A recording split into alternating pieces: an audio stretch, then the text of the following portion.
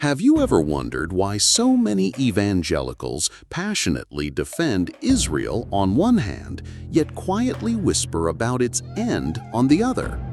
Why does the very community that waves Israeli flags at rallies, sends money to settlements, and prays for the peace of Jerusalem also preach that Israel, in the end, will be torn apart in God's final judgment?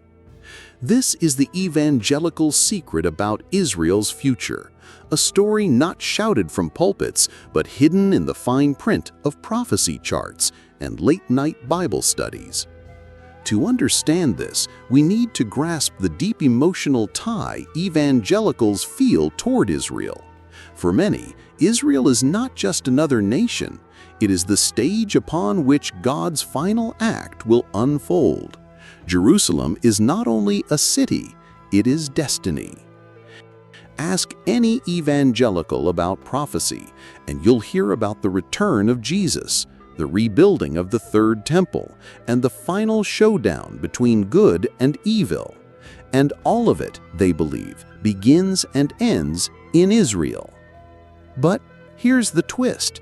In the very same prophecy books they cherish, Israel is not the hero of the story.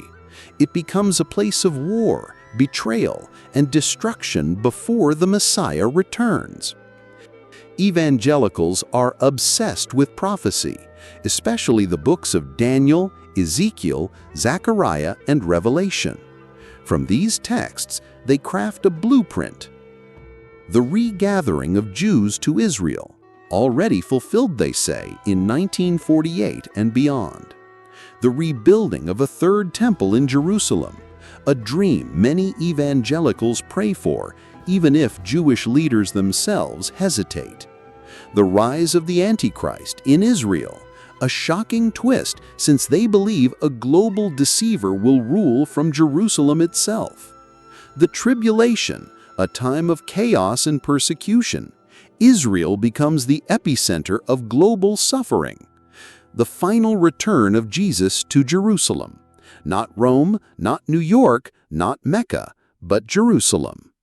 Notice the contradiction. The same land they honor as holy is also cast as the world's final battlefield. Here's where it gets uncomfortable.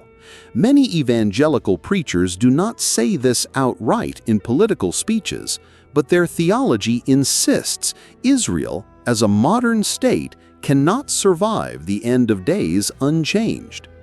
According to prophecy interpretations, half of Jerusalem will fall to enemies. The temple will be desecrated. 2/3 of Jews will perish. Zechariah 13:8-9 is often cited. Only a small remnant will turn to Jesus at the very end. This is not a triumphant vision of eternal Israel. It is an apocalyptic crucible. Imagine hearing cheers of "We stand with Israel" from the same communities that quietly circulate charts showing Israel's future destruction. That's the tension evangelicals live with. Now, add politics. American evangelical leaders, especially televangelists and megachurch pastors, urge their followers to support Israel politically and financially. Billions of dollars flow into Israeli charities, settlements, and religious projects through evangelical donations. Why? Because they see modern Israel as proof of prophecy unfolding. Every new settlement is, to them, another tick on God's prophetic clock. But here's the darker secret. Their support is conditional. They support Israel not simply for Israel's sake, but because they believe Israel's very existence pushes the world closer to Armageddon. So the love is not unconditional. It's apocalyptic.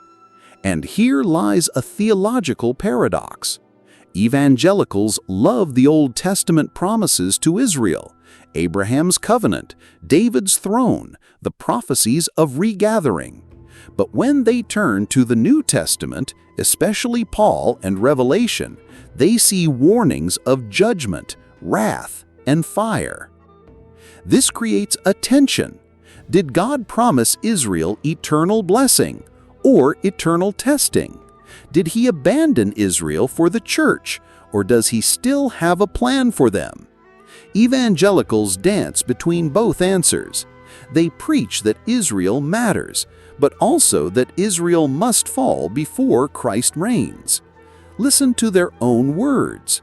Hal Lindsey, famous for The Late Great Planet Earth, predicted that Israel would face annihilation before Christ's return. John Hagee, founder of Christians United for Israel, openly admits that he supports Israel because he believes it accelerates prophecy.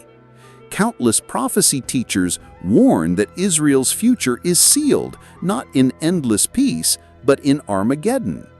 And yet, in political rallies, these same leaders rarely whisper these darker parts out loud. But pause. What does this mean for real people?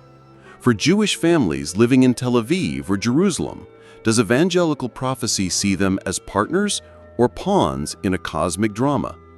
It raises an uncomfortable question. Is evangelical support of Israel rooted in genuine friendship, or in a hope that Israel's crisis will bring about the second coming? For Jews, this can feel like double-edged love. Here's the deepest puzzle.